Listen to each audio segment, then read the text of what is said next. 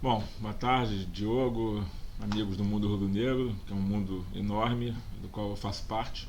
É um prazer estar aqui falando com vocês. Como eu gosto de dizer, é um prazer e é um dever. Eu me sinto muito honrado de poder participar aí da diretoria rubro-negra, de ser vice-presidente de finanças, contribuir para o Flamengo, como cada um contribui da maneira que pode. É, então, por essa honra, né, de poder servir ao Flamengo, existe uma correspondente obrigação, que é a obrigação de ser transparente e responder às perguntas, e estar aberto e ouvir críticas, aceitar os elogios quando eles são devidos. Então é um prazer estar participando aqui. Estamos aqui na Sala Flamengo. Tem até uma história curiosa, porque quando nós viemos para cá, nós viemos para esse imóvel, as salas todas tinham nomes de bairro do Rio de Janeiro. E as duas principais salas, o jogo está aqui vendo a vista é bonita. As duas principais salas tinham nomes dos seguintes bairros: Flamengo e Botafogo. E o primeiro ato aqui meu, né, mandatado aqui como sócio e diretor do banco, foi tirar a sala Botafogo. E nós temos hoje em dia a sala Flamengo e a sala Flamengo. São duas salas Flamengo. E as pessoas começavam a comentar, dizendo: não, vamos para Flamengo 1, Flamengo 2. Falei: olha, o Flamengo é uma grande religião monoteísta, só tem um Flamengo. Então você vai levar a visita para a sala Flamengo que estiver vazia. E assim temos duas salas Flamengo, essas salas mais importantes aqui do banco, e assim continuarão pelo resto da vida, né, do que depender de mim.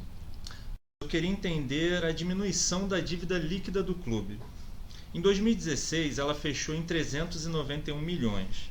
Em julho de 2017, a previsão readequada estimou uma queda para 333 milhões.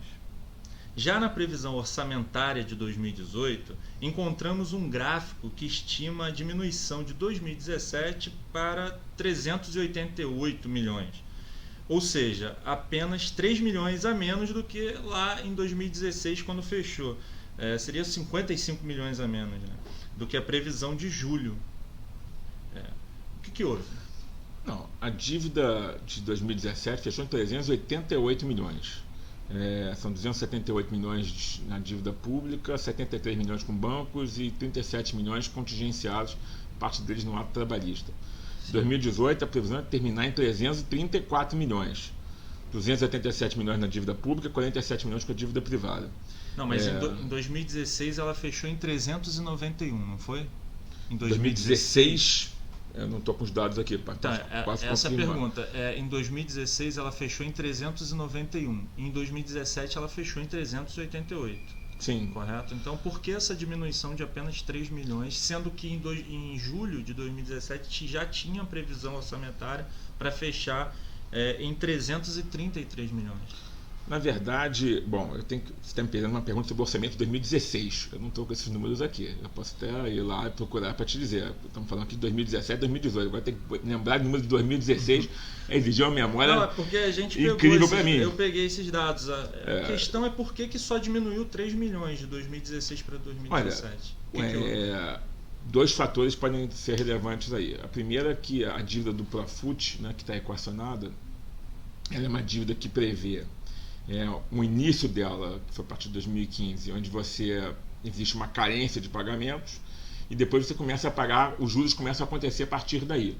Então você paga muito mais juros. Os clubes receberam um refresco no começo, para poderem ter um fôlego financeiro, para depois começarem a pagar os juros. Então a dívida começa a ser paga mais de maneira. Os juros eles não deixam de ser cobrados, eles acruam. Então você não paga, mas os juros vão se acruando para que você passe a pagar depois. Então cada vez que um juro acrua, ele cresce. Então por mais que você tenha uma dívida histórica menor, passado um ano, quando você vai olhar para o valor da dívida, já está com aqueles juros acruados. E aí você começa a pagar os juros a partir daí, e você ainda tem um fôlego financeiro de mais 1 ou 2 anos, mas cada vez pagando mais. Então até que os analistas financeiros dizem que esse ano de 2018 é um ano de fogo, efetivamente, para os clubes, porque os clubes vão mostrar efetivamente se eles têm capacidade ou não de pagar essa dívida com o Profut. Existe até um levantamento, se não me engano, do Itaú BBA falando sobre isso, e o Flamengo é o clube que está mais adequado ao pagamento, valor da dívida do Profut versus a receita. O Flamengo é o clube que está mais adequado no país para esse pagamento. Outras coisas que podem estar trazidas aqui como aumento da dívida foi exatamente o fato de que a gente diminuiu a quantidade de pagamento da dívida principal, isso é, continuou pagando só o que era obrigatório, mas não antecipou pagamentos, e fez novas contratações. 2017 foi um ano de muitos investimentos. Isso é até uma questão importante. O Flamengo tem uma relação da receita, uma relação que a gente chama de... a gente está acostumado a comemorar os grandes superávites e tudo mais, né? Mas um índice que deve ser medido é o índice da rentabilidade. O Flamengo já teve uma rentabilidade muito maior nos outros anos do que tem agora, e agora que está muito mais folgado financeiramente. Por quê? A relação da rentabilidade tem muito a ver com quanto você investe. Quanto mais você investe, efetivamente, como uso corrente, muitas vezes utilizam de maneira inadequada isso, dizendo que a gente não é banco, o Flamengo não é banco. O Flamengo não é banco. Se fosse banco, efetivamente teria esse lucro todo sobrando e distribuiria. O Flamengo não tem que ficar distribuindo os lucros. Os superávites que aconteceram nos últimos anos foram superávites, na maior parte deles, contábeis. Através do Profut, através da nova assinatura de direitos econômicos com a rede de televisão, e que você tem que reconhecer no mesmo ano de maneira conservadora, mas você só recebe o caixa ao longo dos anos. O Flamengo, a partir do momento que começa a receber isso e reinveste, seja em novas obras, como é o caso do CT, seja em jogadores, efetivamente a sua lucratividade tem que diminuir. Porque você não está aqui para ter lucro, você está aqui para reinvestir. Os lucros que se busca numa gestão como a nossa são os títulos, que evidentemente ainda são muito em quantidade menores do que a gente desejaria, mas os investimentos foram feitos em busca desses títulos. Você não consegue garantir que os títulos venham, mas você pode garantir que você invista para isso. Então, o aumento do investimento no ano de 2017, que realmente foi um aumento de investimento relevante, e o aumento das parcelas do Profut podem ter trazido exatamente esse efeito financeiro que você está colocando. Que, volto a dizer, eu tenho que checar o ano de 2016, que eu não me lembro exatamente em que pé está. Mas o raciocínio financeiro por trás dessa pergunta certamente encontrará nessas respostas a sua justificativa econômica. O Flamengo terá caixa suficiente para cobrir quaisquer surpresas negativas, como, por exemplo, uma perda de ação com o Dorival Júnior, por exemplo, que está aí. Eu pergunto isso porque o Flamengo saiu do ato trabalhista, né? Então ele incorporou esse dinheiro que estava, 17 milhões, né? Que estava no fundo lá do ato trabalhista, e incorporou o seu orçamento para esse ano. Então o Flamengo tem condições, se por exemplo tiver algum esqueleto saindo do armário, como o próprio, agora a ação do Dorival, que eu acho que é a maior ação no caso, né? Seja do nosso conhecimento, sim. Que ainda não foi julgada, né? Que está sendo pago, que está tramitando. Exato. A verdade é que isso que aconteceu em relação ao trabalhista nada mais é do que uma mudança de linha contábil.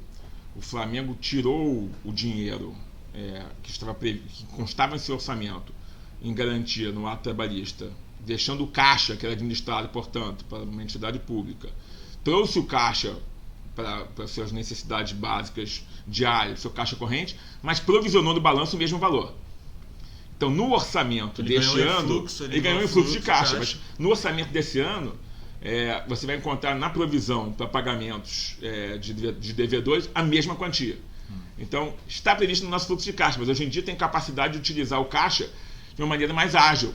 Quer dizer, eu não vou ter que pagar imediatamente. Se eu for condenado numa ação como a do Dorival, por exemplo, eu não vou ter que pagar imediatamente, eu posso me organizar e pagar, trazer os recursos através das maneiras das diversas fontes previstas no orçamento para pagar no momento que for adequado. Até lá, eu posso usar o caixa para uso corrente, sem ter que efetivamente suprir esse fluxo negativo que possa acontecer num mês ou no outro, através de empréstimos que me geram juros. Então, é só a utilização mais inteligente do caixa, mas sem nenhum prejuízo sobre a ótica da administração das contingências do Flamengo. Ela está perfeitamente prevista no orçamento.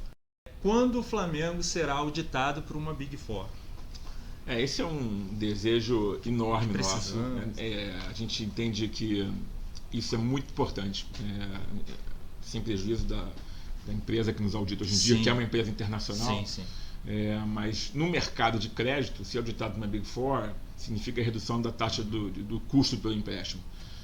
E mais do que isso, é uma chancela de que você tem os melhores processos internacionais. Como o Flamengo é um clube que tem um objetivo de médio prazo de, né, se representar de maneira mais forte internacionalmente, até pensando futuramente, quem sabe, na busca de créditos mais baratos, em moeda estrangeira, ser auditado por uma das Big Four, por exemplo, seria um alimento importante. O que nos falta hoje em dia?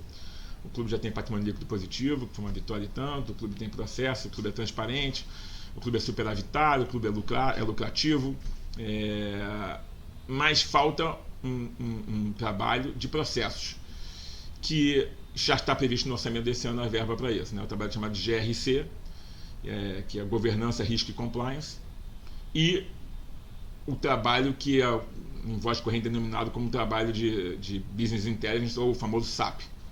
Então, o Flamengo está implementando em 2018 o seu SAP, está implementando esse programa de governança, risco e compliance, de maneira que uma empresa Big Four possa se sentir confortável, somente sob a ótica dos processos desenhados e estruturados e do chamado tracking do processo todo, quer dizer, conseguir comprovar que cada passo previsto no processo foi cumprido e cada documento teve o fim destinado a ele pelas normas internas do clube, previstos, portanto, nas políticas internas de governança, risco e compliance.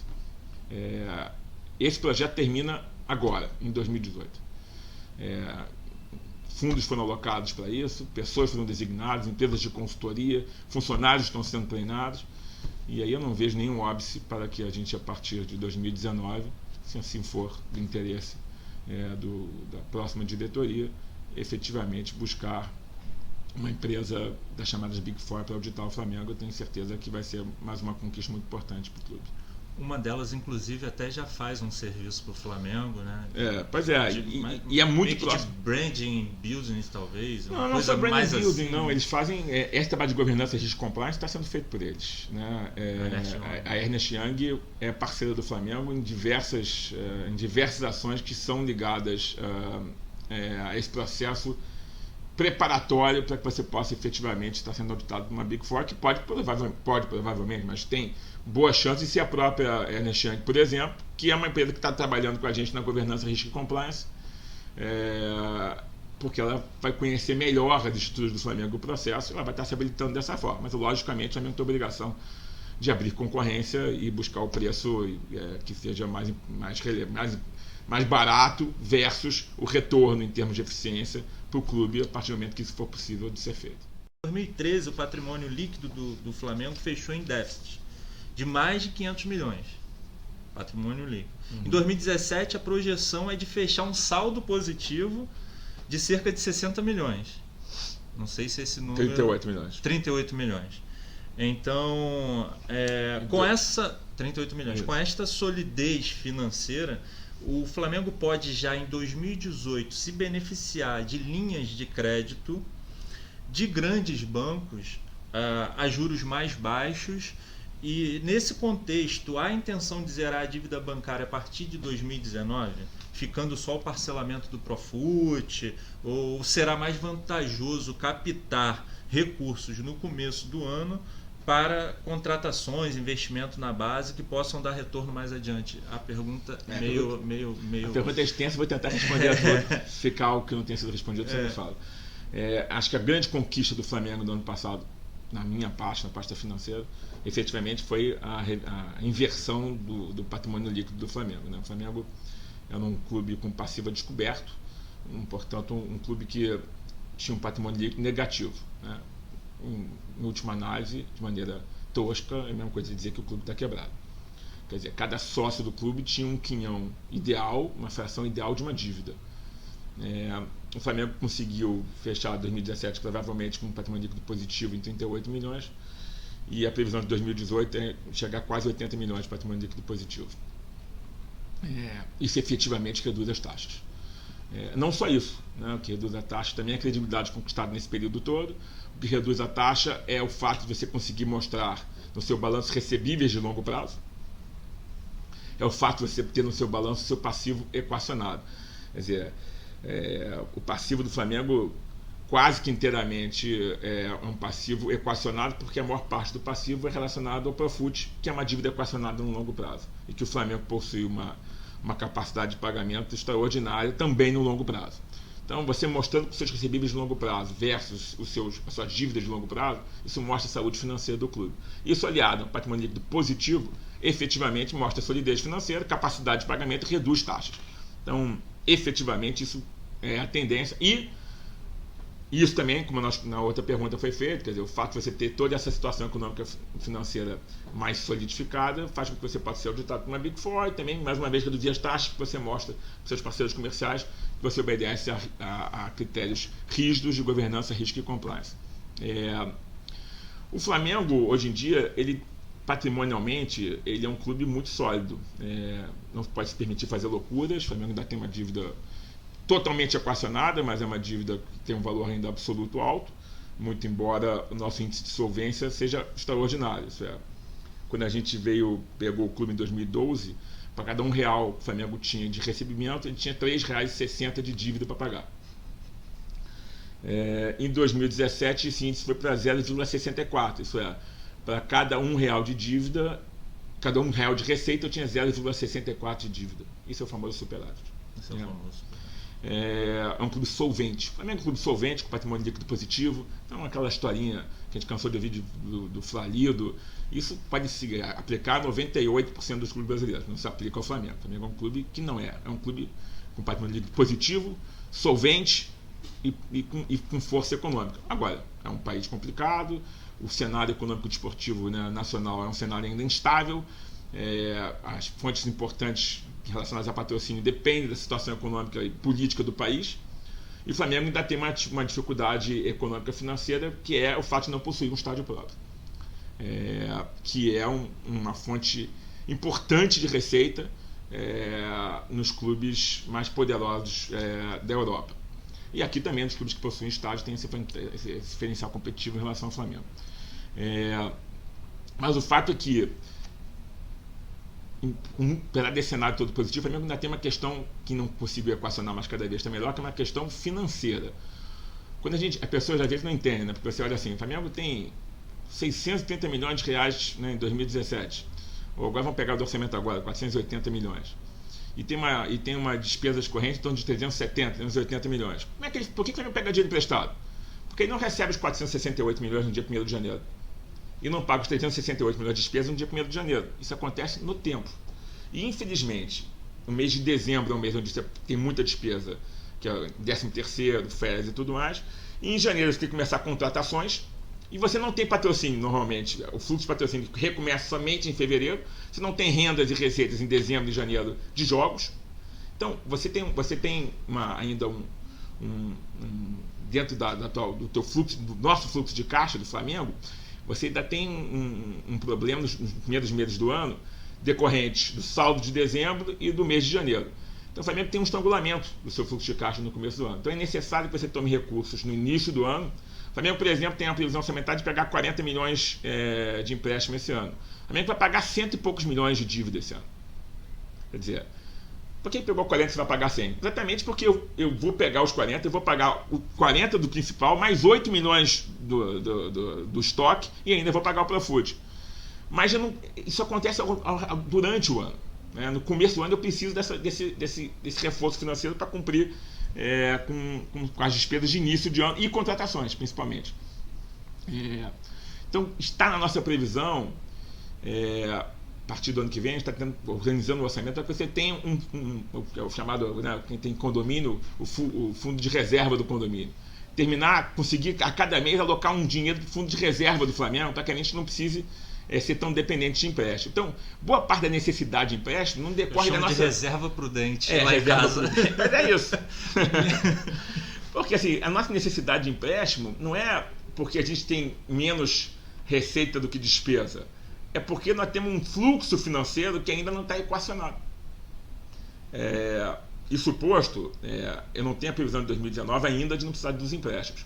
Ainda assim, quando esse fluxo financeiro estiver equacionado, e eu acredito que se deve estar equacionado a partir do final do ano que vem, o fundo de reserva já sendo... Ou seja, para 2020. Ainda assim, eu não vejo por que não pegar dinheiro emprestado cada vez que a oportunidade de juros for melhor do que o dinheiro. Porque a relação, você pega dinheiro emprestado não só para sanar dívidas, mas para fazer investimentos. Então, se você vai construir um estádio, você pode se desfazer de ativos e com isso perder oportunidades, vender ativos como jogadores, por exemplo, para poder pagar seu estádio. Ou você pode pegar dinheiro emprestado imaginando que o retorno que vai vir com o estádio, diante que a taxa de juros que lhe é cobrada efetivamente pelo empréstimo, é compensador para o clube. Então, qualquer empresa do país, e eu digo isso sem medo de errar, 100% das grandes empresas, pelo menos, se você for olhar o balanço dela, tem empréstimos. Por que a Vale do Rio Doce tem empréstimo? Porque por necessidades prementes de fluxo de caixa e principalmente por avaliações de risco e retorno diante dos seus próprios ativos, é mais interessante para a empresa pegar o dinheiro emprestado. Não há problema em pegar dinheiro emprestado desde que você tenha capacidade de pagamento. E desde que essa capacidade de pagamento seja utilizada em prol do objetivo das empresas, no nosso caso do clube. Isso é, vale a pena pegar dinheiro emprestado se você tiver um investimento melhor para o dinheiro que você vai estar utilizando do que pegar esse dinheiro e utilizar para pagamento de empréstimo. Então, se eu posso manter jogadores que são importantes para conquistar um título, em vez de vendê-los, e pegar dinheiro emprestado, pode ser uma ótima operação financeira, porque com o que eu vou ganhar de premiação com esse jogador que vai ser mantido aqui, eu vou ter pago os juros do empréstimo e muito mais. Então, é uma avaliação de risco e retorno. Isso vai acontecer sempre. Então, eu acredito que o Flamengo sempre, ou provavelmente quase sempre, dependendo de quem estiver à frente da pasta, vai ter empréstimo. Quando tiver alguém para poder fazer essa avaliação. Exatamente. Sim, quando tiver pessoas que pensem dessa forma, pelo menos como eu penso, o empréstimo é uma coisa saudável. O que não é saudável é dever sem ter capacidade para pagar. Em 2018, quanto o Flamengo vai pagar, rapidamente, quanto o Flamengo vai pagar por mês do Profut? Eu não tenho o valor exatamente por mês, mas no total a gente vai estar pagando uns 14 milhões. 14 milhões. Em 2018 a gente vai pagar... 2017, você lembra quanto é que a gente pagou? Foi 1 milhão por mês? Foram uns 12 milhões, provavelmente. E a gente vai pagar esse ano bancários, a gente vai pagar 73 milhões. Isso é, nós vamos pegar 40 milhões, vamos pagar esses 40 milhões, mais 8 milhões e vamos pagar 25 milhões de juros. Então,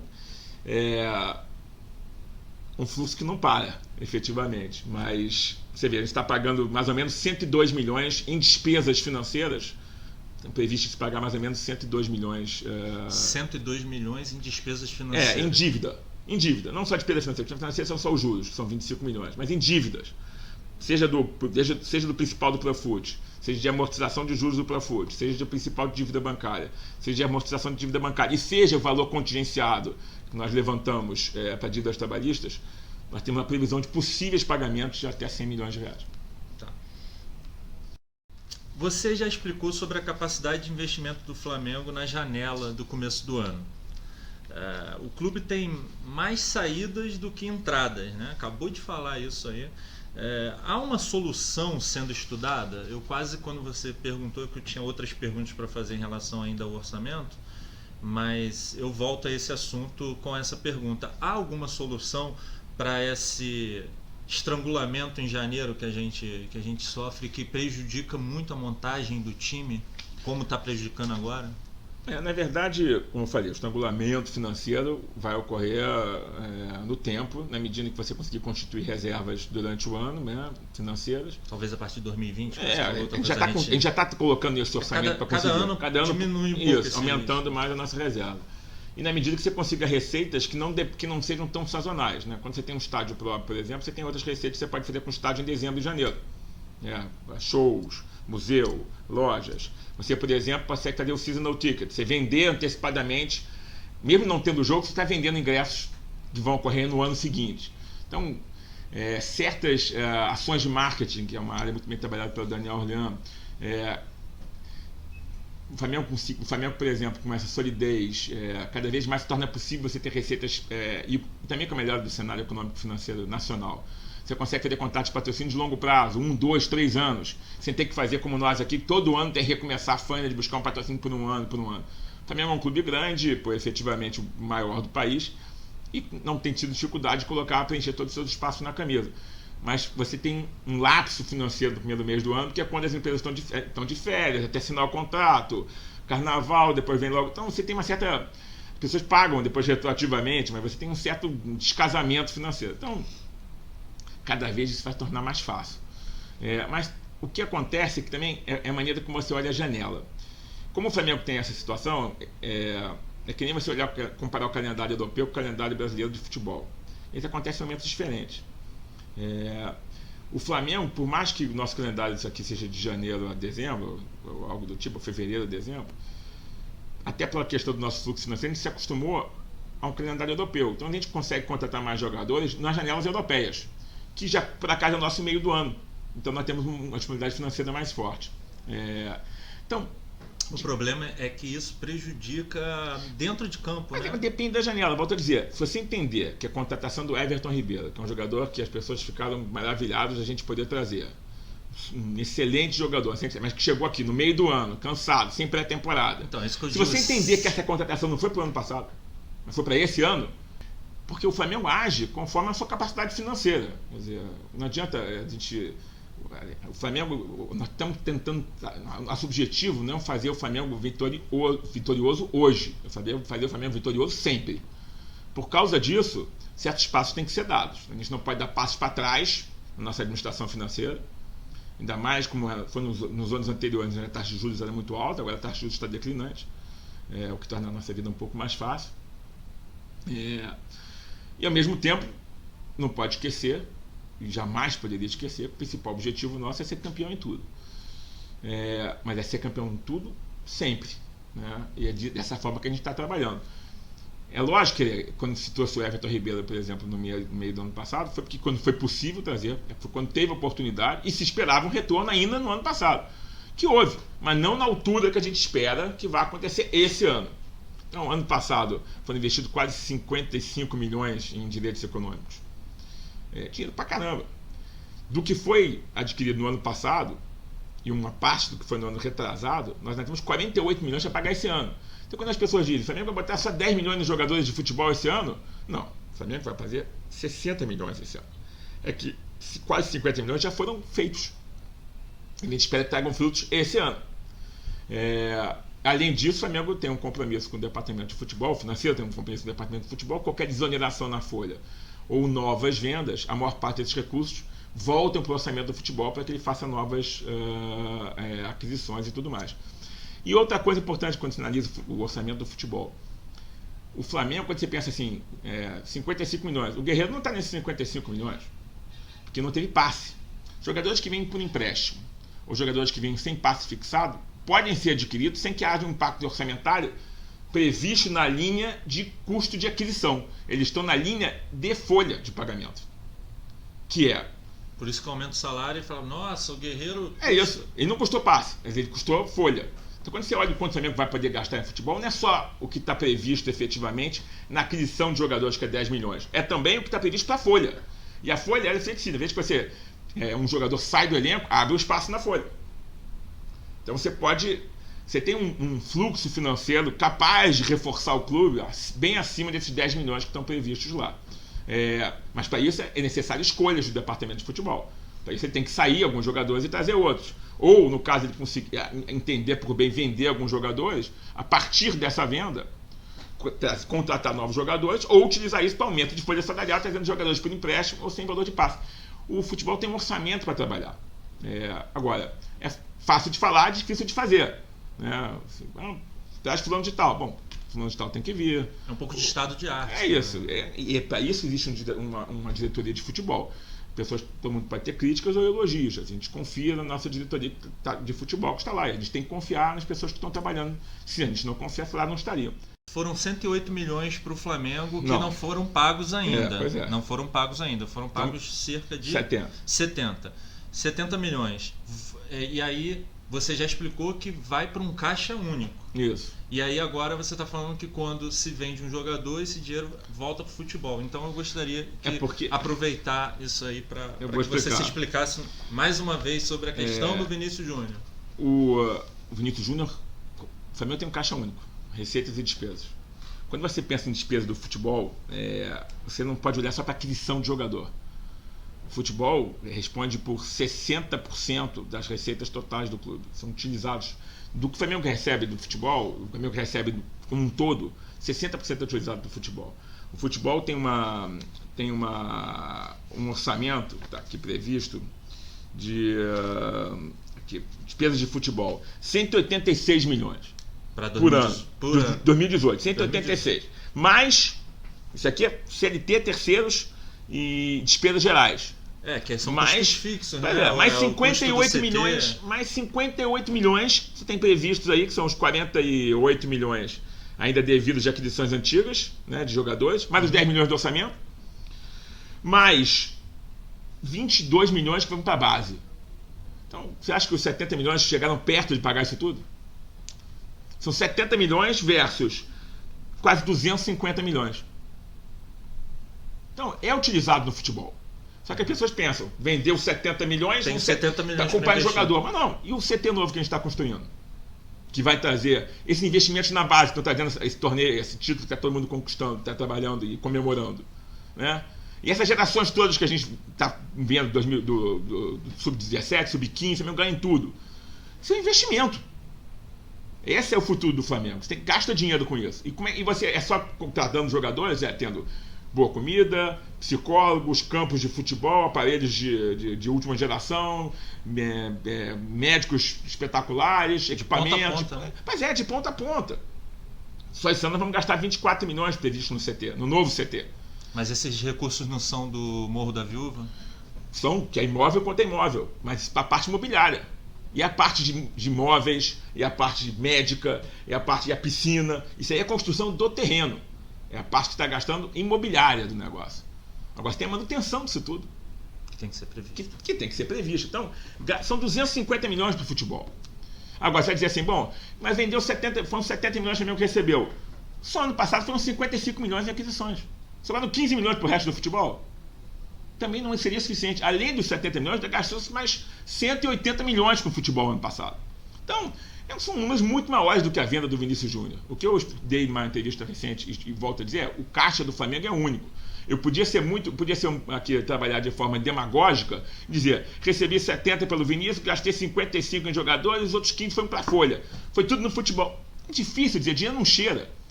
Você recebe num caixa único e investe conforme previsto no orçamento. O Everton Ribeiro veio porque o Vinícius Júnior foi vendido.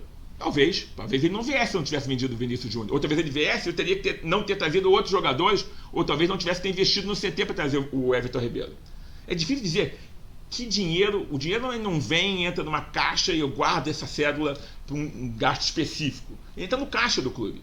O que eu quero dizer é que as despesas do futebol, inclusive de contratações, e mais as despesas gerais, são muito superiores ao que veio com o Vinícius Júnior. E volto a dizer, só ano passado foram 55 milhões em custo de aquisição de jogadores, fora os jogadores que não vieram com passe fixado, exoneraram a folha. Ou seja, jogadores que vieram por empréstimo, ou grandes jogadores que vieram sem valor de passe. Né? Como o próprio nosso goleiro, como o próprio Diego Alves. Que não estava previsto de ser comprado. O Muralha começou a falhar. Não, mas isso no departamento de futebol. Foi uma oportunidade de ter um goleiro excepcional.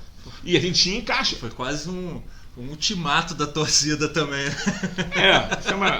Se eu vou deixar pro vice de futebol conversar. Não vou te deixar nessa sinuca. sinuca. O fato é que o dia do Vinícius Júnior foi importante, mas se você pensar diante do orçamento total do futebol, ele não é tão relevante. Mas ele foi importante, você trouxe grandes jogadores a partir também dessa venda e fez novos investimentos e pagou dívida e fez. As pessoas dizem, o Flamengo pega e paga a dívida. Eu vou dizer, quanto do orçamento de receitas que o futebol gera é utilizado para pagar em dívida em média nos últimos anos? 8 a 10%. E do orçamento geral do clube, em torno de 23% é utilizado para pagar dívida. Tudo o resto é para o resto do clube. Tem essa imagem, o Flamengo só paga dívida. Do orçamento geral, 23, 25%. Do que o futebol gera, 8 a 10%. Então, é um mito essa história. Volto a dizer, as pessoas podem ter diversas opiniões a respeito da montagem do elenco, jogador A, jogador B, os profissionais que lá trabalham, o técnico, e todo mundo lá que está envolvido no futebol. Isso é do futebol, isso é da paixão. E uma coisa que eu aprendi com o futebol é que todo mundo tem razão e ninguém tem razão. As pessoas chegam e falam, se você torcer a fulano de tal, você é um idiota. E outros dizem, se você não trouxer o mesmo fulano, você é um idiota. Isso me faz lembrar o Cirino, que foi um negócio de risco, assumidamente de risco da gestão, talvez o primeiro grande jogador que Infelizmente não deu certo, mas naquele momento, inclusive, a imprensa colocou como a melhor contratação da janela. Pelo menos um grande jornalista, o Paulo Vinícius Coelho, falou que foi a melhor contratação e todo mundo concordou muito, e 6 meses depois estava todo mundo odiando o Cirino. Mas a questão com o Cirino é a relação do Flamengo com a Doyen. O que você poderia falar? Primeira pergunta: quanto o Flamengo, se hoje sentar com a Doyen, paga pelo Cirino de dívida?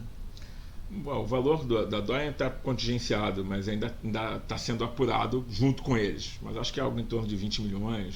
E o que você acha da relação da Doyen com o Flamengo, que é uma empresa, vamos dizer assim, que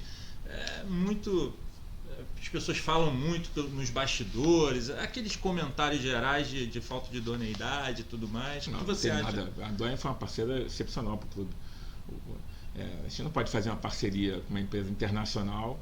Supostamente. Não quero ganhar o processo da Doyen, não. Isso fica parecendo o Brasil de antigamente. Pegava dinheiro emprestado nos Estados Unidos, depois dizia: são os Yankees espoliando, não vamos pagar. Peraí, na hora de pegar dinheiro emprestado, eles eram amigos. Na hora de pagar, eles são os Yankees que querem exploradores do nosso patrimônio. Não funciona dessa forma.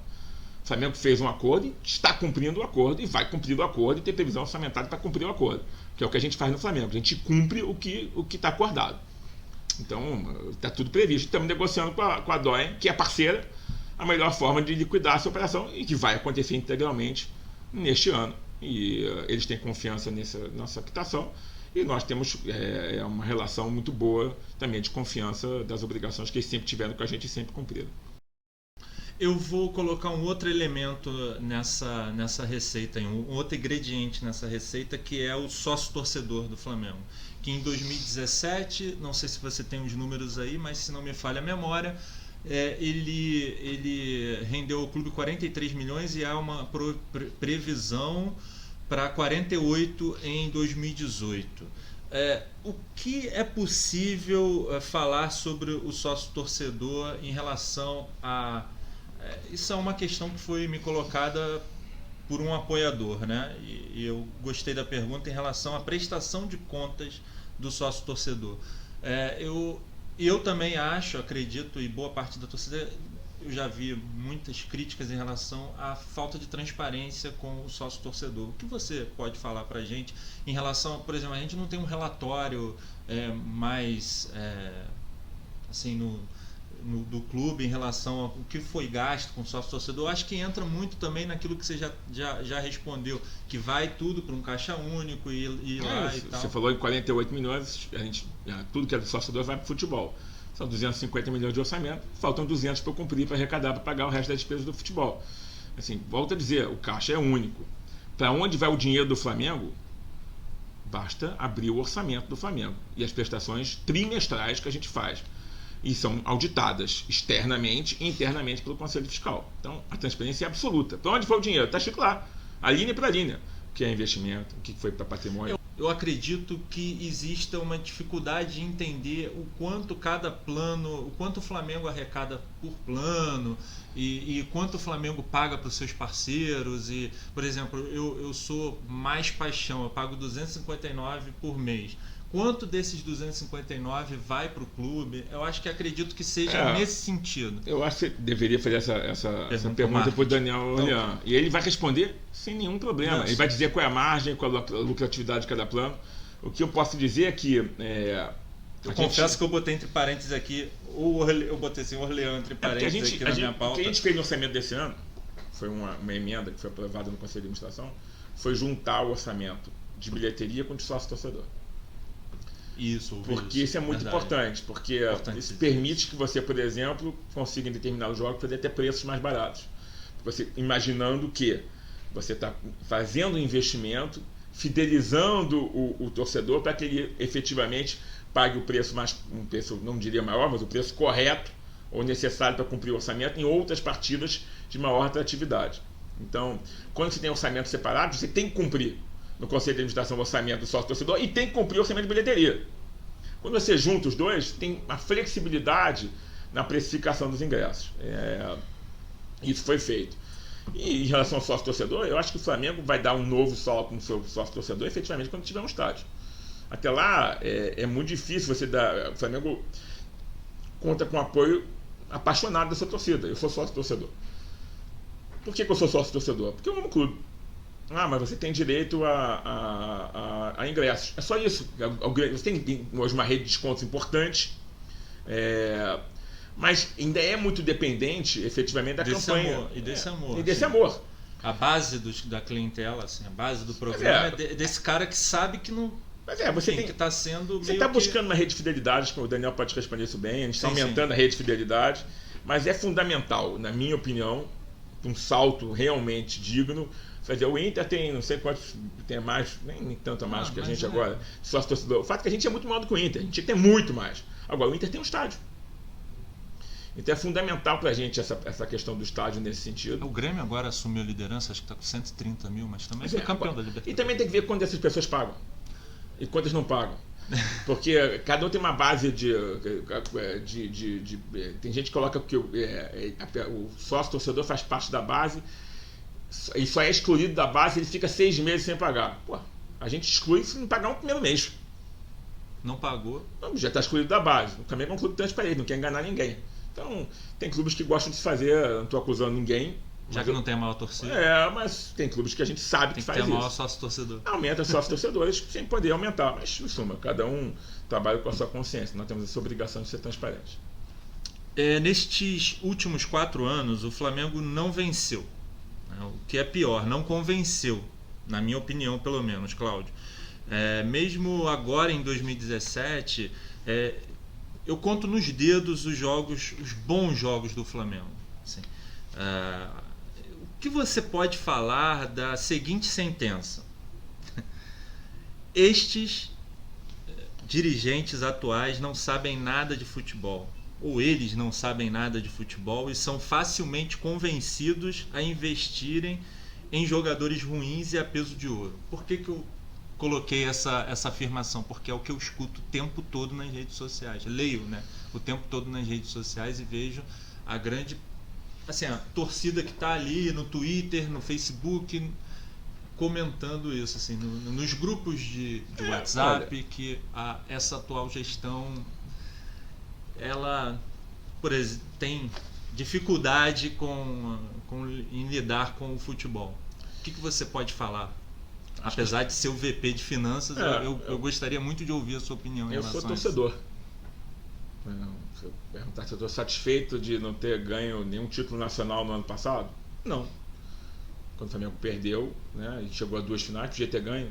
Eu pergunto, se o Flamengo tivesse ganho, teria mudado muito da minha visão em relação ao... por isso que eu coloquei aqui, não convenceu. Mesmo chegando em 2 finais, o Flamengo não jogava bonito, não jogava bem. Mas foi campeão da Copinha ontem, jogando futebol competitivo.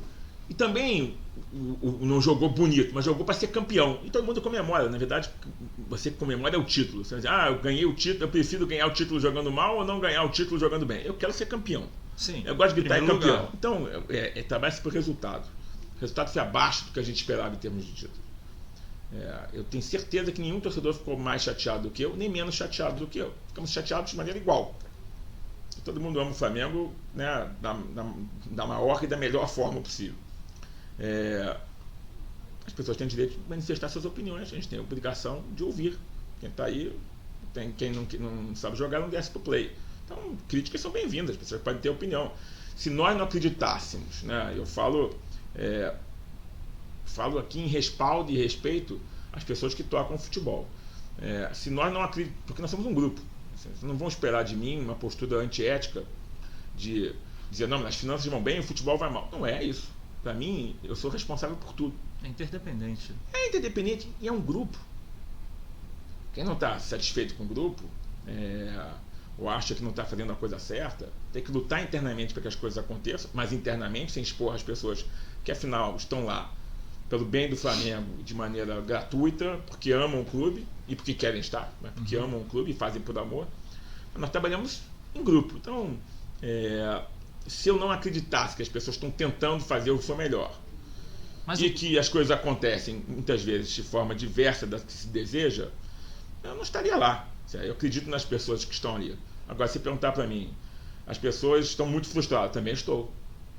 Mas as pessoas não estão satisfeitas. Também não estou satisfeito. Eu não estou contente com o resultado. Mas acredito que a cada dia o mais importante é se aprender com os erros. Se aconteceram erros, e aconteceram erros em todos os anos. Em cada ano a gente foi aprendendo, e as pessoas que estão mais ligadas ao futebol estão aprendendo com esses erros e estão buscando melhorar. Agora, me sinto ofendido com a crítica, assim, eu fico tão desapontado quanto as outras pessoas. Agora, não estou parado, né? Nem na minha pasta, nem o vice de futebol está parado na pasta dele. Temos um novo vice de futebol, vamos ver como é que as coisas vão acontecer a partir das diretrizes dele. Um cara que eu confio muito, que é o Longa. Vamos buscar o melhor. Agora, assim, mas, é o que eu falei, a pessoa tem opiniões diversas, né, sobre os jogadores de futebol. Quando se chega a um nome para se contratar, vamos colocar assim a questão. O Rodrigo Caetano, ele chega no nome do Geovânio para contratar. Um jogador que, ao que consta, o Walter Monteiro fez uma matéria onde ele chegou à conclusão dele baseado nas previsões orçamentárias do clube, de balancetes trimestrais, de que ele custa quase 800 mil por mês. Quando um jogador, quando um nome desse chega com esses valores, como o conselho diretor ele trabalha esse nome? Ele aprova ou ele desaprova esse nome? Como é que é esse processo de você chegar a uma contratação como o Geovânio ou como enfim, o Everton Ribeiro? Eu não aprovo valores nenhum e ao mesmo tempo eu aprovo todos, porque, volto a dizer, eu dou suporte e apoio às pessoas que trabalham no meu grupo, o que não impede de eu tecer críticas internamente sem torná-las públicas, o que só enfraquece o clube. Sim, não entendo então, isso. O que acontece é isso que existe um orçamento. Eu quero existe um orçamento.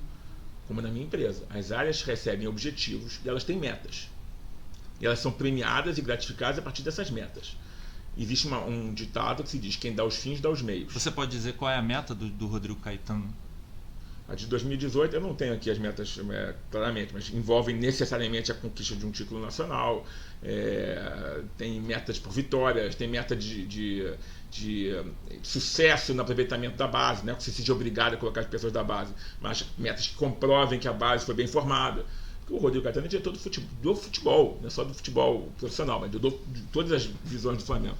Mas tem metas por campeonatos, tem metas, todo mundo tem metas por títulos, tem colocações mínimas em competições. E quando elas não são atingidas, o que você não pode ouvir da pessoa que não atingiu é que, olha, eu também quis trazer o fulano de tal, você não deixou. A pessoa tem um orçamento. O conselho diretor, como um todo, fixa e define o orçamento. Esse orçamento é levado ao conselho de administração. O conselho de administração aprova. Nós temos a obrigação de cumprir esse orçamento. O futebol tem um orçamento. Eu entrego ao futebol esse orçamento. Quando ele faz uma contratação, ele taxa a minha questão financeira. Cláudio, vamos trazer fulano de tal. Tem esse valor, mas eu digo, será que não dá para parcelar? Vamos pagar em abril pelo fluxo de caixa? Estou achando que esse valor é caro, vai faltar. Ele falou, você não pode trazer, porque está aumentando a folha salarial e você vai explodir aqui uma outra linha contábil. Eu entro nessa questão, eu sou avisado. E eu, logicamente, como torcedor, no meu caso eu sou um corneteiro privilegiado, eu sei antes da maior parte da torcida e pode dizer, tá esse cara não, pelo amor de Deus. Ou, por grande contratação. Eu posso dizer isso. Mas a decisão é deles. E quando eu digo que a decisão é deles, ela também é minha, porque nós somos um grupo. E eu vou dar apoio ao grupo ao qual eu pertenço. E se alguém, assim, e é o que eu imagino que você faça na sua família. E é o que eu faço na minha empresa. Eu apoio as pessoas que trabalham comigo, o que não impede de criticá-las internamente. Então, o caso do Geovânio, cujos números, eu não vou contestar os números levantados, não me parece que seja esse valor, mas seria uma maneira leviana criticar, porque não tem valor de cabeça. Eu não sei se é um valor bruto, se é um valor líquido, se é líquido de comissão, como é que está isso, teve lucro, eu não sei como é que está essa questão. Não é esse o salário dele. Eu só peguei o Geovânio como exemplo. O fato é o seguinte, também tem cheio de profetas de águas passadas, né? de videntes de água passada. Depois que aconteceu, não deu certo. Muita gente fala sobre o Rodrigo Caetano que não bateu algumas metas. Você falou das metas que não bateu em 2017. A gente tem supostamente em 2016 ele também, sei lá, se a meta for título, ele não bateu em 2016 e por que não demiti-lo, já que ele não bateu metas e essa é uma gestão profissional? A ideia, novamente eu venho com um raciocínio um pouco simplista, porque é geralmente isso que a gente escuta nas redes sociais, a galera, e é a principal reclamação. Por que não demite o Rodrigo Caetano? Tem um movimento muito grande de fora Rodrigo Caetano, porque, enfim, o Flamengo não anda bem dentro de campo, não levanta taça, então demite o cara que não está dando certo. Acho que você tem que pensar em metas e mais do que em pessoas, né? As metas são dadas e as pessoas são premiadas por essas metas. Se as metas não são atingidas, a punição, por assim dizer, né, se dá a partir da análise, né, sobre a qual se determinou o não atingimento das metas. As explicações podem ser convincentes ou não convincentes. Na minha empresa, por exemplo, se um funcionário efetivamente não cumprir as metas, eu vou conversar com ele, porque as pessoas têm direito ao contraditório, e perguntar o que aconteceu, por que a meta não foi atingida. Ele pode dar uma explicação razoável para mim, ou não. Se ele não der explicação razoável, eu posso diminuir o bônus dele. Eu posso não dar uma promoção que ele está buscando. Eu posso não pagar para ele um treinamento que ele estava solicitando. Ou se eu entender de que a explicação foi abaixo do razoável e que essa pessoa não tem potencial para atingir uma nova meta a ser dada, o término do vínculo trabalhista é uma opção determinada. Essa decisão é uma decisão de governança, uma decisão do vice de futebol, que decide qual é a equipe que ele quer manter. E existe um provérbio que se diz: quem dá os fins dá os meios. A gente dá um orçamento, a gente dá as metas, agora você tem que deixar a pessoa trabalhar e só no final cobrar dela esse resultado.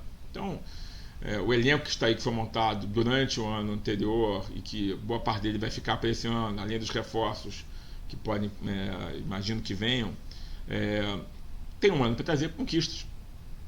E vamos ver que conquistas vão estar no final, que conquistas vamos atingir. Terminadas as conquistas, ou não atingidas ou não atingidas, superadas, isso vai ser uma decisão, portanto, da pasta e com que equipe ela quer trabalhar a partir do ano seguinte. O Rodrigo Caetano é um cara experiente, antigo, trabalha nesse mercado há muito tempo, não é um cara que aconteceu agora. Minha relação com ele é excepcional, uma pessoa educada, sabe do que fala e toma as decisões que ele toma amparados pelo seu vice, né, e pelo presidente do clube. E cabe a gente, aos demais que não participam do futebol, mas fazem parte deste grupo, fazer com que qualquer pessoa decente e ética faz, que é respeitar a decisão de cada um em suas pastas e apoiar essas pessoas que afinal fazem parte do seu grupo. É o que eu faço e que eu espero. Eu confio no vice de futebol, confio nas escolhas dele e espero que a gente possa no final do ano ter essas metas não só atingidas, mas superadas. Vamos torcer para isso, vamos trabalhar para isso, vamos apoiar. E vou repetir mais uma vez, o que não impede de que internamente as críticas sejam feitas e as pessoas do nosso grupo sabem ouvir as críticas, e elas têm que ter maturidade para digeri-las e a partir dessas críticas aprender com elas. Me parece que o Flamengo realmente está indo, assim, 90% de chances de buscar um estádio próprio agora. Mesmo que aconteça alguma reviravolta, vai ser muito difícil o Flamengo entrar na questão do Maracanã. Dito isso, que é uma opinião minha, se você quiser falar a respeito também, eu agradeço, mas em relação ao estádio próprio, seja ele em Manguinhos, seja ele até mesmo no Maracanã em alguma condição que eu acho muito difícil de obter em termos de autonomia, como o conselho diretor planeja viabilizar a construção desse estádio, ou se for o Maracanã, enfim, a estrutura, o gasto que deveria ser no Maracanã, mas eu quero que você foque mesmo no estádio próprio. Não, o Flamengo não desistiu do Maracanã. O Maracanã até o momento é que desistiu do Flamengo. O Flamengo está esperando um edital de licitação que não veio, e a gente trabalha dentro do chamado princípio da realidade. Eu não posso discutir o Maracanã se ele não existe como opção. E eu não posso ficar esperando por uma opção que não existe pro resto da vida. Como você ficar sentado em casa esperando pelo amor da sua vida aparecer, sentado na sua mesa de jantar. Se ela não aparecer, você vai acabar solteiro provavelmente, porque ninguém vai tocar sua campainha se oferecendo. Então o Flamengo está fazendo o que deve fazer, que é buscar opções que dependam dele. E nesse caso, a gente está indo buscar terrenos, fazendo testes de terreno, temos opção para a compra de um. E se acontecer de que até a aquisição de um terreno, o Maracanã virar uma opção, como qualquer opção, ela será analisada, prós e contras serão medidos, e a viabilidade econômica e financeira será também analisada em prol da melhor decisão em favor do clube. É lógico que essa decisão não vai ser só do Conselho Diretor, vai ter que ser referendada pelo Conselho Deliberativo, e assim será feito. Como financiar um estádio? É um projeto de Project Finance. Você vai ter que buscar usos e fontes, tem financiamentos, tem linhas especiais para isso, públicas, privadas, você tem garantias para dar, você tem vendas de cadeiras especiais, cadeiras cativas, você tem naming rights, você tem patrocinadores, você tem sócios para o terreno, tem antecipação de recebíveis. Assim, se perguntar para mim sobre o mercado financeiro se eu acho isso um projeto complexo, não acho um projeto complexo. Não acho, porque ele envolve recebíveis de longo prazo, e recebíveis esses, uma coisa é você fazer um estádio de um time de menor porte, que você não tem uma certa certeza da rentabilidade do estádio. Estamos falando da maior torcida do mundo. Então, o estádio da maior torcida do mundo é um estádio que oferece uma tranquilidade muito maior na aferição dos seus recebíveis futuros. Você pode fazer, tem assim, 1 milhão de soluções financeiras. Você pode até pensar num projeto de sociedade da torcida com estádio. Você pode até criar uma empresa para administrar esse estádio, e essa empresa pode até abrir o capital. Quer dizer, não faltam ideias. Estamos aqui wondering, e a mensagem que eu quero passar é que nós temos conhecimento, capacidade financeira, previsibilidade de receitas, know-how para operar um estádio e para colocar esse projeto de pé. Não é algo que tire meu sono. O que tira meu sono é não ter um estádio. Eu acho que é a última fronteira que nos falta, não só para atingir receitas, mas para realizar um sonho nosso, que também vai se reverter, eu acho que em títulos. O Flamengo está caminhando para deixar essa solução. Lógico que um estádio não fica de pé, em um ano, mas acho que o grande legado que nós vamos deixar no final desse ano vai ser a conclusão do novo CT, que é espetacular, e a solução do estádio entregue, e se tudo correr bem, aprovada pelos órgãos competentes do clube. Acho que esse é um objetivo grande que a gente tem no ano de 2018. Você considera o poder público do Rio de Janeiro um tanto quanto intransigente com o crescimento do Flamengo? Eu acho que o que está difícil para o Flamengo são razões que fazem parte do Estado brasileiro como um todo. Fazer negócios no país é muito difícil. Abrir seu próprio negócio é muito difícil. Qualquer pessoa que tenta abrir sua própria empresa sabe quão difícil que é. Não só abrir, como mantê-la, com os níveis de impostos e tudo mais. Não acho que é um problema direcionado ao Flamengo, acho que é um problema direcionado, é um problema do país. E é um problema do nosso Estado, que vive um momento dificílimo da sua vida. O Estado do Rio de Janeiro vive uma crise. O país começa a apontar para uma melhora, e o Estado do Rio de Janeiro não começa a apontar para essa melhora. Então eu vejo esses problemas como um problema do nosso Estado, e que atinge ao Flamengo, como atinge aos outros clubes. Esse também não tem um estádio próprio, o Vasco não tem, mas tem outras dificuldades financeiras gigantes. O Botafogo arrendou o Engenhão e vive outras dificuldades financeiras.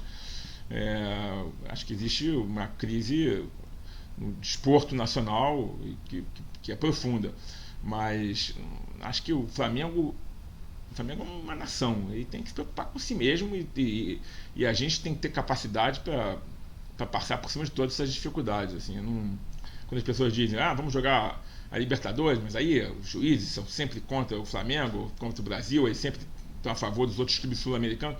Se isso é verdade, isso é um dado. Então a gente tem que ser campeão apesar disso. E a gente tem que ter capacidade, uma vez que você encare isso como um dado, digamos que seja uma verdade, e a gente encara como verdade. Então, na minha opinião, eu também acho que é. Mas se isso é uma verdade, como aparenta ser pra gente, sendo isso um dado, você tem que criar um planejamento capaz de superar isso. Então, assim, vamos pensar que tudo isso é verdade. O Flamengo tem nome, capacidade financeira, tem branding, entendeu? A nossa uma marca mais valiosa do país para o segundo ou terceiro ano seguido. Mais valiosa do futebol, né? Mais valiosa do futebol. tem boa correção. Em Manguinhos, a gente tem que superar por isso. Em Manguinhos, por exemplo, como está o projeto de Manguinhos? A gente pediu uma extensão do prazo, né? Por que foi pedido essa extensão do prazo? Porque exatamente porque teve esse outro projeto que já estava lá, não acho que surgiu do nada não, mas estava lá, e que as negociações parecem estão andando direito, e aí deixou-se de fazer certas medições de solo, aí o Glauber pode explicar melhor. Claro. A gente está analisando esse terreno. Em relação aos números? Não temos números. O projeto econômico financeiro não está feito para lá. Você vai pensar no projeto econômico financeiro quando, volto a dizer. E a compra do terreno, quanto é que ele custa? Está sendo negociado. Eu não vou abrir. Pode dar uma faixa? Não. Não posso. Vai dar. Isso aí, evidentemente, vai ter que ser colocado para os conselhos, né, na vírgula. Mas eu não posso colocar essa faixa, que eu vou estar prefixando outros terrenos que vão ser colocados para o Flamengo. Então, no melhor interesse do Flamengo, eu não posso divulgar isso. Com certeza. No segundo, mas eu como tenho que perguntar. Tá certo. Eu fico sempre no limite, né? Que eu sou rubro-negro, eu tenho que perguntar algo que às vezes pode atrapalhar a vida do Flamengo, mas enfim. Em relação a outras opções. Tem outras opções. Barra. São quantas opções? As localidades? Tem opção na Barra, mas aí... A Barra não seria... Muita gente torceu o nariz para Manguinhos, e a Barra seria talvez um local melhor para eventos e tudo mais. Eu tenho minha opinião... Você tem que perguntar para o vice-patrimônio. Tudo bem.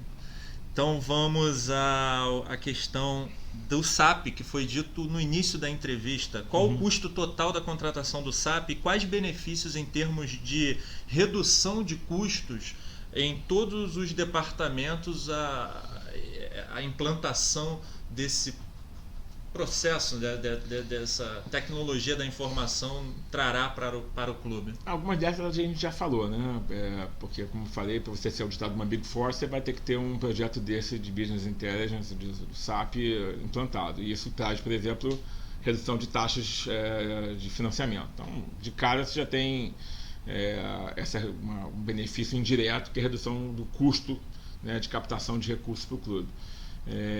O custo total, se não me engano, previsto no orçamento de 3 milhões e 300, algo do tipo. Isso prevê ganhos indiretos nesse sentido, mas ganhos de eficiência, né? As empresas do planeta inteiro têm um processo desses bem desenhado e não fazem isso, né, com um objetivo outro que não seja ganhar eficiência. Então, você ganha eficiência administrativa, eficiência financeira, demonstrações mais claras, né? Quando você me faz uma pergunta dessa, eu posso trazer transparência e ter todos os dados para analisar aqui questões financeiras do clube de maneira mais rápida. O fato de você ter controle de risco e compliance, lembra? GRC, Governança, Risco e Compliance, impede que o Flamengo faça operações financeiras que lhe são danosas, impede que o Flamengo seja lesado internamente por fraudes internas ou ataques externos. Na parte de governança, você impede que a gestão profissional seja atingida e, com isso, o Flamengo volte a um passado longínquo. Na medição de risco, você tem a medição correta de riscos relacionados, por exemplo, à bilheteria, riscos de receita, riscos de despesas se realizarem antes do prazo.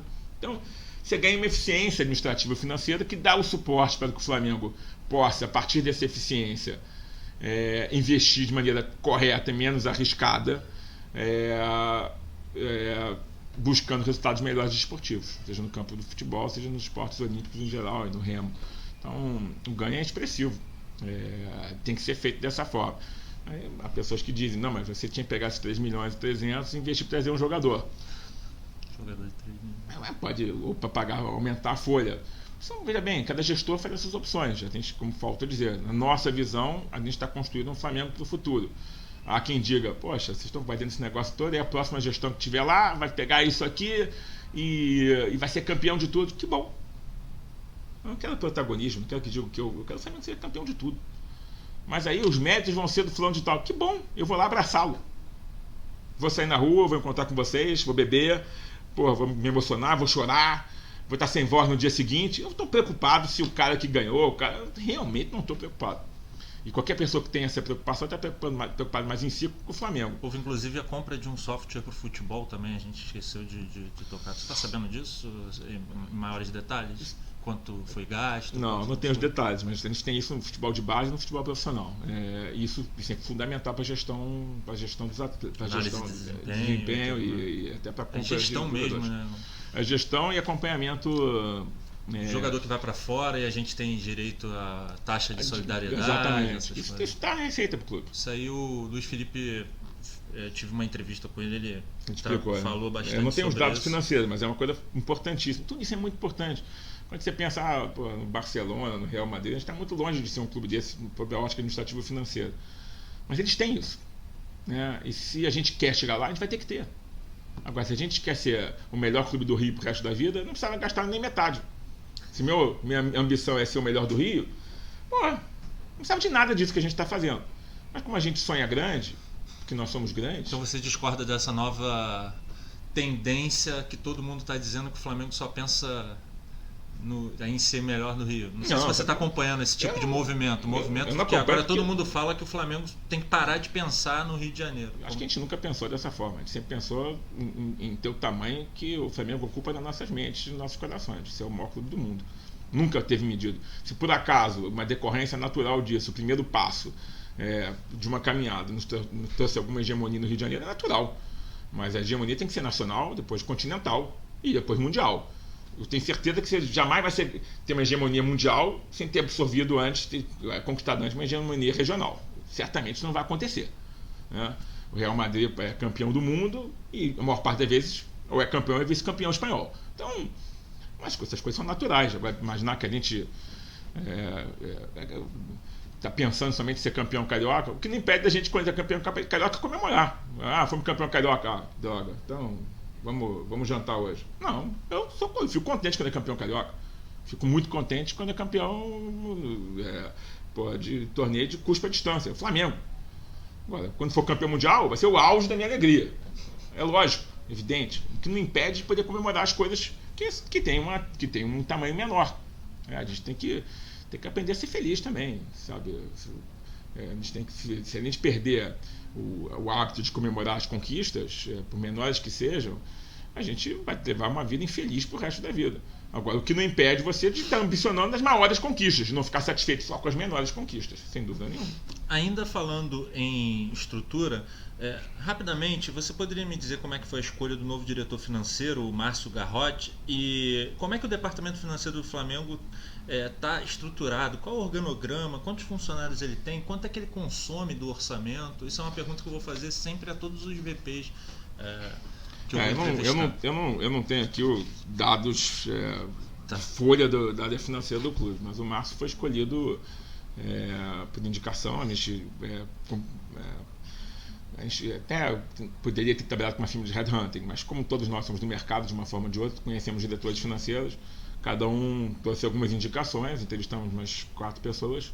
Ultra parece que saiu porque realmente não tinha condições de segurar, porque foi um grande diretor. Grande diretor. Eu tenho certeza que o Márcio vai ser também. Assim, o Paulo é um grande amigo e merece todos os méritos pelo que ele fez.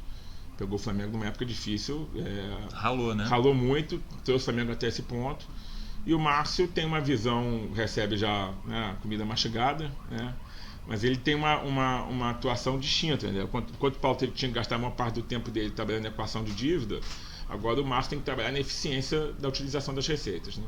Aí tem que projetar já o Flamengo de 2020. É até interessante ter um novo diretor, né? Exato, com uma visão de fora, mais fresca, e talvez a gente traz muito essa questão da dívida, da reorganização, e quando você traz alguém de fora e olha já o nosso tamanho da receita, de repente começa a olhar de uma maneira mais proativa na multiplicação da receita. É um olhar novo, né, fresco sobre esse assunto. Mas vem num outro momento do clube. Uhum. E o departamento financeiro do Flamengo é como qualquer outra empresa, né? Quanto a pagar e receber, controladoria, contabilidade, assistentes e analistas financeiros. É um departamento, e é lógico, a tesouraria não é um departamento grande, mas é um departamento que encontra. O Márcio não é responsável só pela área financeira do clube, entendeu? Então, debaixo dele tem diversos outros profissionais do dia a dia do clube, como, por exemplo, funcionários da área de administração, né? A gestão desses funcionários no dia a dia é dele. Então, parte de RH, por exemplo, né? Ele trabalha junto com outro diretor adjunto, que é o Marcelo Real, na área de patrimônio. Ele tem que aprovar as compras por causa do fluxo de caixa. O SAP vai estar com a implantação dele. Ele tem experiência na implantação do SAP, já implantou em outros lugares, o que é muito importante. A área de patrimônio, o dia a dia, passa por ele também. O diretor financeiro do Flamengo funciona muito mais como um COO/CFO do que efetivamente só com um CFO. Né? Ele também tem as atribuições de um COO, de um diretor de operações. Então ele trabalha mais com o dia a dia do clube. É um cara muito tranquilo, bem referendado, com experiência em multinacionais. É um cara com uma visão orçamentária muito forte. Aliás, também tem área de planejamento embaixo dele, né, de execução orçamentária e acompanhamento orçamentário. É uma área que é formada por grandes profissionais. Os gerentes são gerentes de altíssimo nível também, totalmente profissionalizado. E a área que vai ter maior ganho de eficiência com a implementação do SAP. O esporte olímpico do Flamengo, ele tem déficit no momento? O esporte olímpico, ele obedece a uma lógica orçamentária de ser sempre superavitário. Mas, como todo orçamento, ele é uma definição estatística de números que obedece a uma certa previsibilidade, mas está assim, sujeita a acidente de percurso, né? O maior acidente de percurso, a maior imprevisibilidade está exatamente na captação dos recursos incentivados.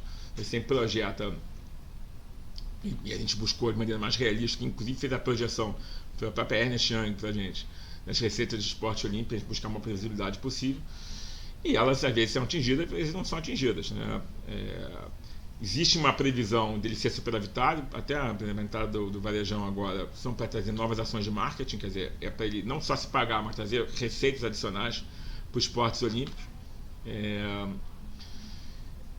Mas assim, o déficit quando acontece de duas formas. Primeiro no fluxo de caixa, porque os recursos incentivados tem das pessoas físicas e tem das pessoas jurídicas. Projetos incentivados que pessoas jurídicas têm ao adquirirem cotas de projetos do clube, como foi do CT, como foi de reformas do Remo e dos próprios esportes olímpicos.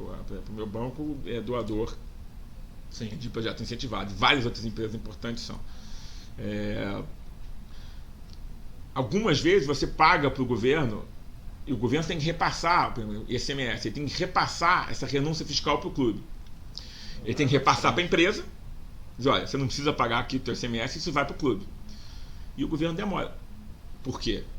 Porque pode ter problemas burocráticos, pode estar desorganizado ou pode estar sem caixa. Ele está com caixa que não lhe pertence naquele momento, porque é de uma empresa, mas ele está utilizando aquele caixa e ele não tem condições de repassar para o clube exatamente, né, para repassar para a empresa a renúncia fiscal que vai chegar no clube. Vai repassar, mas não ali. Pois é, e aí acontecem furos de caixa durante o ano, que você repõe, com a previsibilidade de chegar ao final do orçamento e está tudo cumprido. Então é feito para acontecer dessa forma, para ser um clube para que não exista nenhum tipo de subsídio. Mas acontece. E quando acontece, se eu não me engano, na órbita de R$1 milhão. As receitas que o futebol gera são em torno de 380 milhões, 360, vamos lá. O que é 1 milhão em cima disso? E aí vem a questão de ser tolerante com a opinião do próximo. Todas as opiniões merecem respeito, eu ouço a todas. Espero que as pessoas também tenham essa mesma postura. Há os que digam que o Flamengo deveria aterrar aquilo tudo e só trabalhar com futebol, opinião que deve ser respeitada, é uma opinião legítima de uma pessoa que é, por assim dizer, um stakeholder do Flamengo, ou porque é sócio torcedor, só porque é torcedor. É importante também ter direito de expressar a sua opinião. Há quem diga que o Flamengo é maior do que só futebol e tem que investir nos esportes olímpicos. E, inclusive, tem um esporte fundador que é o Remo, que também tem trazido um pequeno déficit orçamentário ano a ano. E você, inclusive, é obrigado a subsidiar, né, de forma estatutária. Então, as opiniões têm que ser respeitadas. O nosso grupo entende que os esportes olímpicos merecem também prosperar desde que trabalhem com o objetivo de serem autossustentáveis. Quando eles conseguem, excelente. Quando superam, ainda melhor. Quando não conseguem, o Flamengo, em valor, como a gente colocou aqui percentualmente, muito pequeno, oferece esse recurso em contrapartida. É isso, é dessa forma que eu enxergo os esportes olímpicos. O Alexandre Pobre é um espetacular vice-presidente do Flamengo, fez história no clube, continua fazendo, merece meu apoio, além de ser meu amigo. Ele é um cara que tem que ser homenageado por anos e anos e anos. Portanto, que merecia uma estátua pelo que ele fez pelo esporte olímpico do Flamengo. Eu não vou aqui criticar porque o Flamengo colocou R$1 milhão, R$1,5 milhão a mais no esporte olímpico. Mas é a minha opinião, é a opinião dessa gestão, que é referendada pelo Conselho de Administração do clube. Estatutariamente. Porque o Conselho Diretor, ele coloca a sua política de gestão para ser aprovada. E no Conselho de Administração defende o seu ponto de vista. O Conselho de Administração pode mudar, né, a partir de emendas propostas, ou não mudar. Então, me parece que o orçamento do clube ele atende à visão que a governança tem, do que os esportes olímpicos devem ser. E assim nós trabalhamos. A nova gestão do clube pode ter uma visão completamente diferente. E se ele tomar uma visão diferente, ele vai receber elogios de uma parte, críticas de outra. E o importante é que os elogios sejam moderados, assim como as críticas. Moderados no sentido de entender que não existem verdades absolutas, e sim divergências de pontos de vista. Diferente de alguns nomes da situação, eu já falo do apoio, você é um cara que já trabalhou em outra gestão, né? Que não foi o do Eduardo. Você já trabalhou com o Márcio Braga, se não me engano. Trabalhei com ele Ferraz, basicamente, e na época do Márcio Braga eu fiz parte do conselho de uma comissão de finanças. E costuma dizer que tem um compromisso com o Flamengo, né? Acima de tudo, e não com um mandatário especificamente. Como você analisa o cenário político do Flamengo no que diz respeito ao próximo processo eleitoral? Efetivamente, eu não analiso, eu tenho esperanças, né? A minha esperança é que a gente tenha um processo eleitoral mais ético, menos traumático, né? Em relação ao último? Em relação ao último processo eleitoral, que eu já avisei e coloco para todo mundo, é que eu não vou tomar parte num processo político eleitoral tão desgastante e tão assim, sofrido quanto foi o último. Eu acho que eu não estou elegendo aqui culpados, né? Todo mundo que participou desse processo é igualmente culpado, eu inclusive participei, mas foi um processo que não está à altura, né, do que o Flamengo merece. Um processo de muitas acusações, um processo onde eu acho que as questões pessoais estiveram superiores às questões do Flamengo. E eu incluo todas as pessoas, as pessoas que estão do meu lado, eu mesmo. Todas as chapas. Todas as chapas. Acho que todos fazem parte desse processo. E a visão, e o que eu venho ouvindo das pessoas que tomaram parte desse processo, elas têm a mesma visão que eu. Uma visão de que o Flamengo merece um processo menos desgastante. Que é muito ruim para a imagem do clube, né, a maneira como aconteceu. E respinga sempre. Respinga no clube, respinga na imagem, respinga nas finanças, respinga em tudo. Como eu acredito, por outro lado, que o Flamengo tem muitas pessoas do bem, né, em todas essas chapas, ou posições políticas, ou cores, eu acho que o Flamengo tem condições de ter um processo político muito melhor no ano que vem, nesse ano. Eu espero que, quem sabe, a gente consiga, né, unir pessoas, em vez de dividir. Costumo dizer que o maior inimigo do Flamengo ainda é o próprio Flamengo. O Flamengo é grande demais para ter inimigos. O Flamengo não tem inimigos maiores do que ele. O maior inimigo é o Flamengo. Eu vejo pessoas, Isso é tão óbvio, né? É óbvio. A gente leva questões, às vezes, para aprovação no conselho, e você vê que a maioria das pessoas está lá para buscar o melhor do Flamengo, mas há pessoas que são sistematicamente contra, assim como há pessoas que são sistematicamente a favor. É importante o diálogo, é importante a crítica. Qualquer pessoa, né, que coloque, aí falando do processo político, coloque a sua candidatura como mais importante do que o próprio Flamengo, que é a pessoa que tenha como objetivo de vida. Uma coisa é você ser presidente do Flamengo, você querer ser presidente do Flamengo. Outra coisa é você aceitar ser presidente do Flamengo. Outra coisa é ser o maior objetivo da vida, ser o presidente do Flamengo, e você pensar no Flamengo antes dos objetivos do clube. Quer dizer, o objetivo do clube é unificar. Então, as pessoas que trabalham mais em prol de uma campanha própria do que uma campanha de unificação são pessoas que estão colocando seus interesses pessoais acima dos interesses do clube. Então, o que eu espero, e eu tenho ouvido isso de maneira geral, é que as pessoas estão buscando o melhor para o clube e buscando um nome que seja o mais de consenso possível para esse próximo mandato do Flamengo. E quem vier a ser esse candidato, que ele tenha tranquilidade para trabalhar e trazer o melhor para o clube. Você acredita numa reunião do grupo original, da chapa azul original, e que os desentendimentos, talvez por conta do Eduardo não poder mais se candidatar, então talvez o BAP, o Valim, o Tostes, o Landim, essa galera que capitaneou a saída da chapa azul e formou a chapa verde, será que poderia se unificar novamente e ter um candidato de consenso para 2019, no caso, né? Eu prefiro dizer que eu espero que isso aconteça. E acredito, a minha esperança é a partir de conversas que eu já tive. Agora, Você já teve conversas com eles? Já, são pessoas do bem, assim, eu encontro essas pessoas socialmente. Sim, mas pessoas... você já conversou com eles? Eles têm se manifestado nesse sentido também. Vamos... Como é que vai ser 2019? Tipo assim, eu como por é que vai acaso ser não tive 2019? com o BAP pessoalmente. Sim, eu outras tô dando pessoas do exemplo. grupo e eu vejo as pessoas com essa visão e essa esperança, né? Ainda tem passos para serem dados nesse sentido. E o que eu tenho colocado para essas pessoas, e tenho ouvido de muitas delas, é exatamente isso. Ficaram rancores. Mas rancores são pessoais. Se um rancor pessoal for mais importante que o futuro melhor do clube, nós estaremos colocando os interesses pessoais acima do clube. Então, se os interesses do clube são mais importantes que os interesses pessoais, nós temos que ter essa capacidade e o esforço de trabalhar pelo bem do Flamengo e colocar o Flamengo acima dessas rusgas pessoais. As pessoas têm todo o direito de ter posições pessoais e se magoarem, e feridas podem nunca cicatrizar.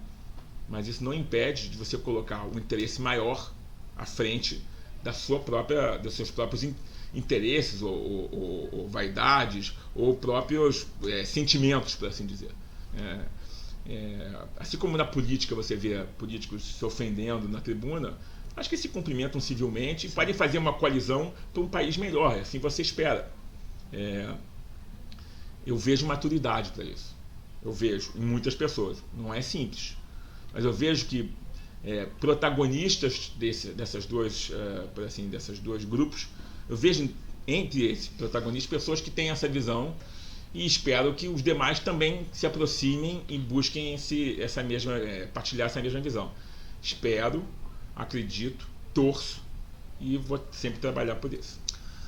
Dentro desse cenário de consenso político e de um processo eleitoral onde tem mais apoio, onde não se tem uma oposição tão arraigada, enfim, um cenário diferente, você seria um candidato, você poderia pensar em ser candidato?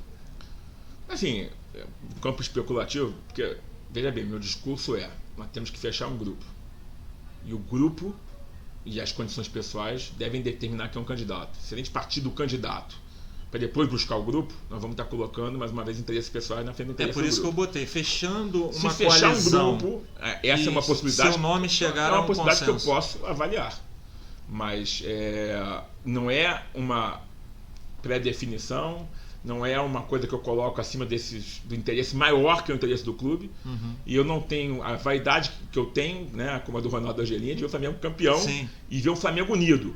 E para isso eu faço qualquer coisa, até me afastar completamente do clube, se for para ter o Flamengo unido. Uhum. Assim, eu não então tenho... São dois extremos. Se é para ser candidato a presidente e ajudar o clube, você topa. Se é para se afastar também, você topa. Se for para ajudar o clube, eu também topo. Eu não vejo problema nenhum nisso. Eu quero o Flamengo... o que eu mais gosto na vida é sentar num estádio, né? Então, se for bom pro Flamengo, você venha ser candidato campeão. É isso. Se quiserem, olha, Cláudio, o Flamengo ser campeão de tudo, todas aquelas plaquinhas que tem no clube, tenta não, nós vamos tirar. Pode tirar. Beleza. Pode tirar. Show de bola. Qual nota você daria pro Eduardo nesses últimos 2 anos, de 0 a 10? Nesse segundo mandato, esses 2 anos desse segundo mandato, cara, conhecendo ele, trabalhando com ele diariamente. Eu não vou dar notas, porque a nota é muito reducionista, sabe? Você tem de 1, 2, 3. Não, eu acho que o Eduardo foi um presidente, ainda é um presidente, mas o trabalho que ele fez é um trabalho transformador, fundamental, estruturante. Ele mudou o Flamengo, o grupo, mas veja bem, queria individualizar, né? O grupo que está junto com ele e ele. O grupo que digo o que está aqui, inclusive as pessoas que já estiveram no primeiro mandato e saíram. O grupo que se formou para transformar o Flamengo e mudar de patamar. E a dedicação que essas pessoas fizeram. A integridade que essas pessoas têm. Tanto que elas se esforçaram. O grupo todo, repetindo, que está aqui, e o grupo que já saiu. E as demais pessoas que estão envolvidas nisso, nos seus conselhos deliberativos de administração, todos que participaram dessa retomada política, abaixo de tanto sacrifício, esse grupo todo merece nota 10. Agora, os resultados esportivos que foram alcançados, os financeiros que não foram alcançados poderiam ser... Aí são análises individuais o desgaste com a torcida. Eu não vou fazer. Claro. Por ética e por respeito a uma pessoa que eu admiro profundamente, que é o Eduardo. É isso. Eu agradeço muito essa entrevista e gostaria que você desse um recado final aí para a galera que vai assistir na íntegra pelo YouTube. Pessoal, o recado é paciência, a vista é longa. Agradeço de antemão a tem gente falando que paciência de novo, mas o tal clube saiu da segunda divisão, já foi campeão mundial, então ele não sabe nada de futebol. A paciência para me ouvir, porque é uma entrevista longa, essa é a paciência. No resto, eu sou tão impaciente quanto vocês, e tenho as mesmas alegrias e frustrações. Nós dividimos o que eu tenho conversado com pessoas importantes da história rubro-negra, é que o Flamengo, a gente é raça, amor e paixão. O Flamengo está precisando agora de mais amor e menos paixão. Porque as paixões são volúveis. Elas são incandescentes. Ninguém vive só de paixão. Elas são intensas demais e a gente acaba se queimando dentro delas. Elas evoluem.